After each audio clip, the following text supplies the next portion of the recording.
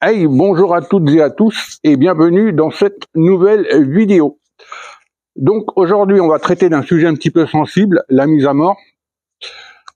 La mise à mort à la sortie de pièges de première catégorie, donc de cage, et plus particulièrement pour les gens qui n'ont pas d'armes à feu. Alors, soit des gens qui piègent, par exemple, le ragondin, qui ne sont pas piégeurs agréés, qui n'ont pas d'armes à feu, ou des piégeurs qui débutent et qui n'ont pas leur permis de chasse, ni leur licence de tir ou de balle-trappe, et donc qui n'ont pas non plus d'armes à feu. Et également, malheureusement, ça peut arriver, des gens qui se sont retrouvés classés FINADIA et qui n'ont plus le droit d'avoir une arme à feu. Donc, je souhaitais, en préambule, remercier Loris C, qui, à son initiative, m'a envoyé de la documentation sur le sujet. Donc, c'est sympa, je te remercie beaucoup. Et c'est sympa comme ça que les gens, les abonnés participent, envoient des idées de vidéos. Et avec la doc, c'est royal, c'est encore mieux. Donc voilà. Donc le temps d'un générique et on voit ça ensemble.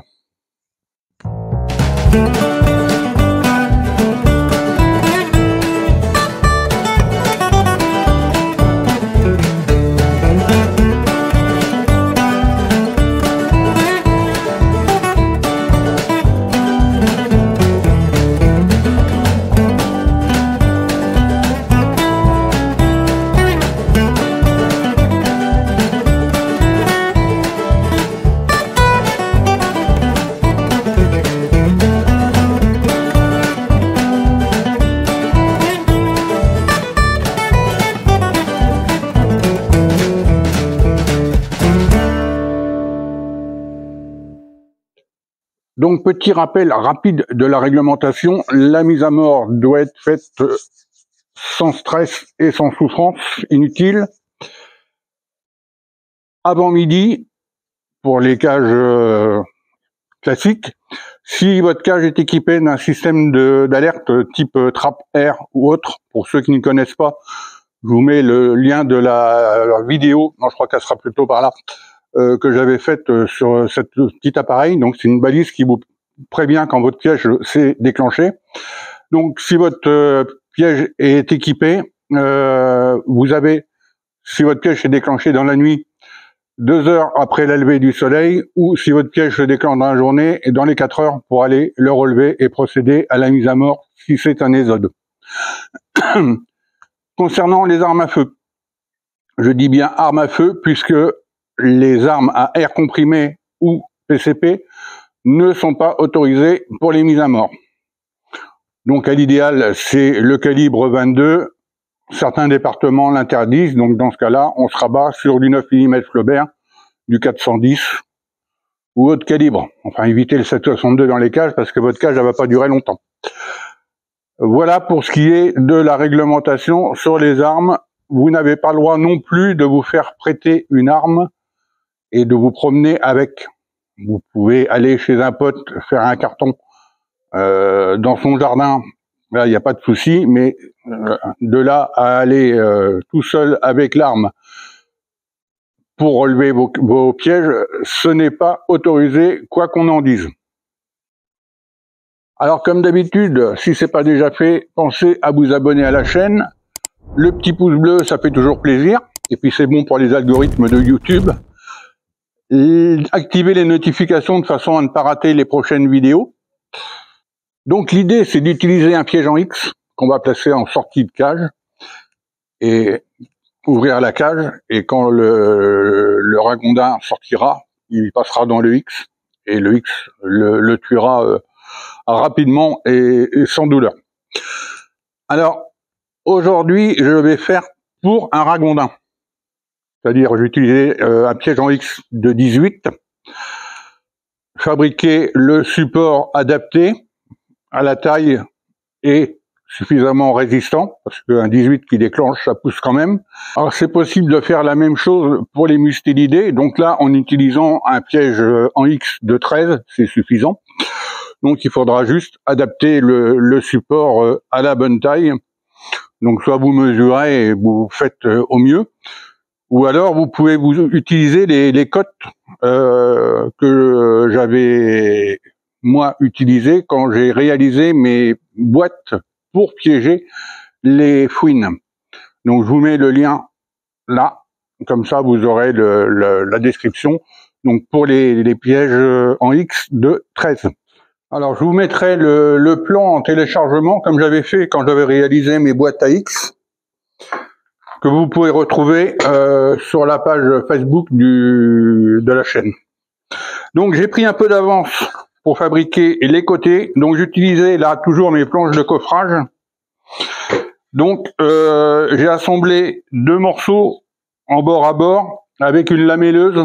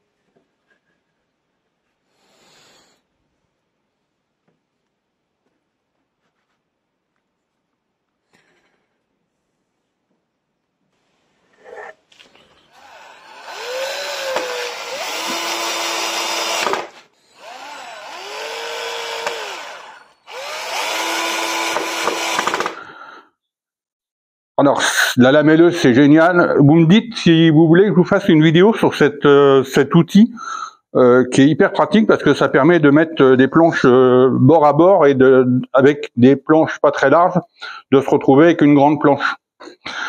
Alors, ça tient super bien. Toutefois, vu l'effort avec le X qui se déclenche, je l'ai renforcé avec 2 pattes d'un côté et une patte de l'autre qui sont vissées dans la masse. Donc, j'ai fait 2 morceaux comme ça. Donc j'ai pris un peu d'avance parce que il fallait que la colle sèche. Et le dessus et le dessous. Alors là, j'ai fait en contreplaqué parce qu'il me restait une chute de contreplaqué de 15 mm. Donc j'ai utilisé ça. Il n'y a pas de besoin particulier. Hein. Même au niveau des odeurs, il n'y a rien qui gêne. Il n'y a aucun problème. Au niveau de la taille, en longueur 40 cm, en hauteur 25, et là, en largeur 31, puisque ça va venir chevaucher. Donc j'ai toujours rajouté l'épaisseur des planches. Au niveau des côtes de l'entaille, donc ça c'est le bas, il y a 8 cm, et là il y a 25 cm. C'est suffisant, j'ai regardé, le X déclenché, c'est suffisant. Donc on va commencer par fixer le dessous. Pourquoi? Parce qu'après, il faudra qu'on mette un petit sabot dans le fond, de façon à bien bloquer le X, pour qu'il déclenche bien quand la bestiole va passer. Alors comme d'habitude, j'ai fait des avant-trous dans le contreplaqué.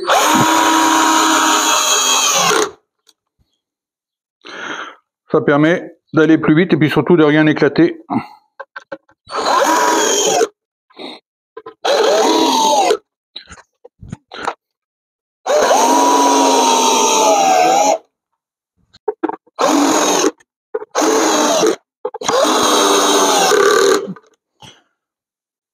Et voilà, le fond est fixé.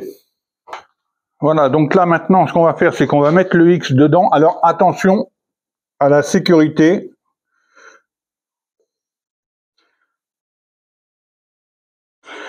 Parce que là, un 13, ça fait mal. Un 18, ça fait très très mal. Donc veillez à ce que les sécurités soient bien en place surtout. Et évitez de tenter le diable. Et donc, du coup, je vais juste marquer à l'intérieur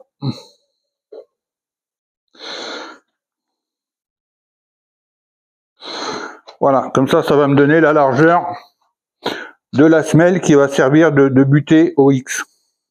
Également pour la hauteur,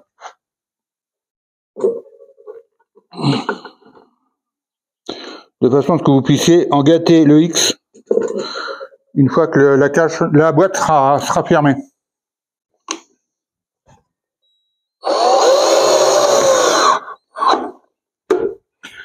Et voilà, donc 2,5 sur 2,5 de large sur 2,5 de haut.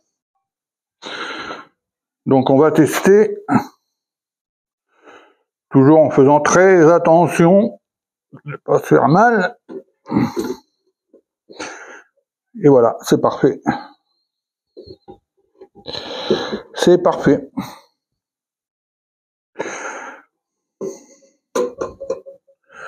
Non, c'est très bien.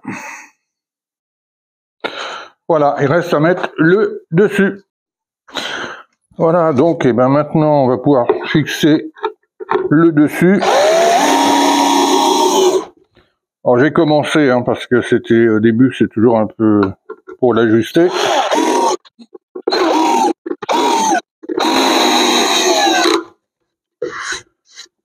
Et voilà. Voilà, donc optionnellement, si ça peut vous rassurer, c'est une option, c'est pas obligatoire. On va faire un petit trou de chaque côté et on va fixer 2 petits crochets à ressort. Donc je vous fais voir en gros plan. Donc j'ai fait un avant-trou et je vais venir enfiler un petit crochet. Alors, je vous mets en photo. Soit vous achetez un ouvert que vous fermez avec une pince, ou vous achetez un fermé que vous ouvrez légèrement. Vous allez comprendre pourquoi tout de suite. Voilà. Et donc on vient enfiler ce petit crochet dedans. C'est pareil, je vous le mets en photo et je vous mets également le lien dans la description de la vidéo pour vous le procurer. Et après on vient refermer. Et on fait pareil de l'autre côté. Voilà, donc la fabrication de la boîte est maintenant terminée. Donc les 2 rainures pour que le X puisse se déclencher. Les 2 petites attaches à ressort pour gripper sur la cage. Alors ça c'est une option, vous n'êtes pas obligé. Concernant la sortie, Loris, lui, il met un grillage. On peut mettre un flexi, on peut mettre ce qu'on veut. Vous pouvez également, si vous n'avez pas de grillage ou autre, une petite astuce, avant de monter votre boîte, vous superposez le dessus, le dessous, vous percez de part en part, vous achetez préalablement, vous avez acheté une barre de tige filetée du diamètre que vous voulez, et comme ça, quand la boîte sera montée, vous coupez des morceaux de tige filetée que vous enfilez, ça fera des barreaux. Bon, moi, perso, je vais rien mettre parce que je me dis qu'entre l'entrée et la sortie, il y a un piège en X de 18. Alors donc, ça devrait quand même arrêter le bestiau, ou alors c'est vraiment que je suis maladroit. Également, à ne pas oublier la petite cale à l'intérieur pour bien caler le piège en X, de façon à ce qu'il ne bouge pas au moment du déclenchement. Alors, pour installer le piège en X, tout simplement, on enfile. Alors attention, je me répète, vous me connaissez maintenant, attention à la sécurité, attention à vos doigts. Et voilà. Donc là, ça bouge pas.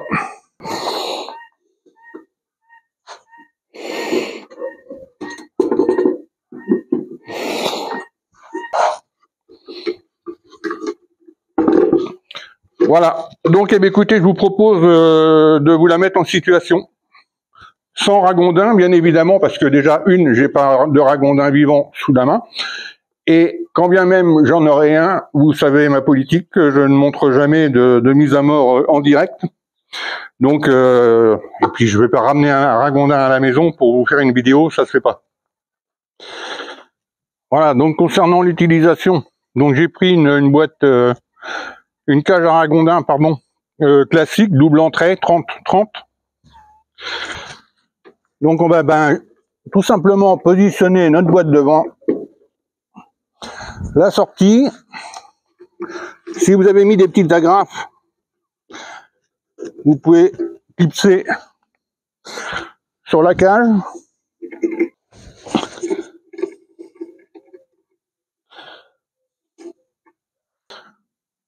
Et il n'y a plus qu'à ouvrir.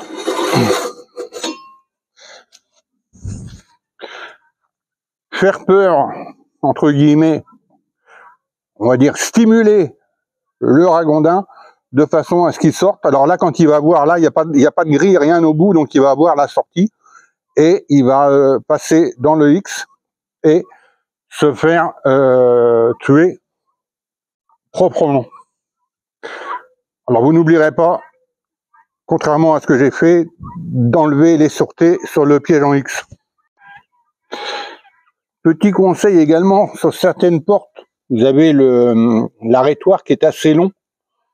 Donc si c'est votre cas, vous prévoyez, vous faites une petite entaille de façon à pouvoir enlever la porte sans être gêné par cette petite pièce. Ça dépend des cages. Il y en a où c'est assez court et d'autres où c'est plus long. Alors, je vais tenter de vous faire une démonstration réelle. Donc, je vous présente ce qui va figurer le ragondin. C'est interdit de se moquer.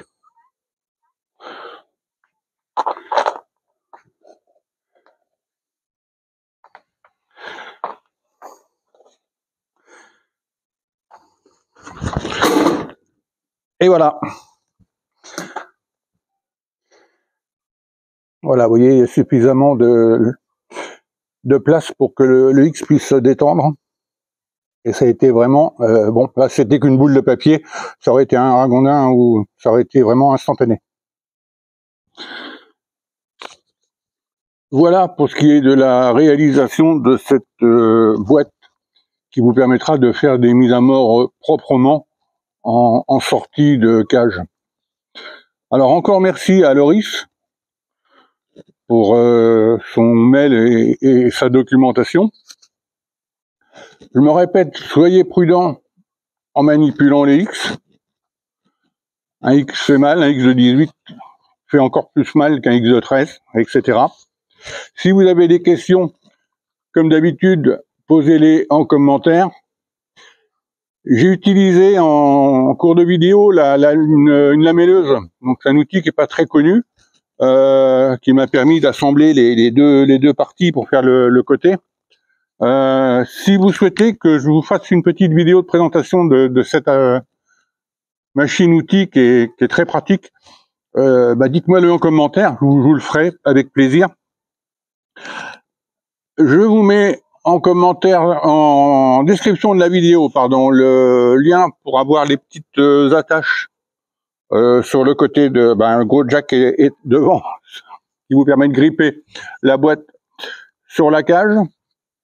Si c'est pas déjà fait, pensez à vous abonner, le petit pouce bleu, la petite cloche pour ne rien rater des nouvelles vidéos. Et en fonction de l'heure où vous regardez cette vidéo, et bien, comme d'habitude, je vous souhaite une bonne journée, une bonne fin de journée, une bonne soirée ou une bonne nuit, et je vous dis à très vite. Salut! Il dit pas au revoir? Il dit pas au revoir.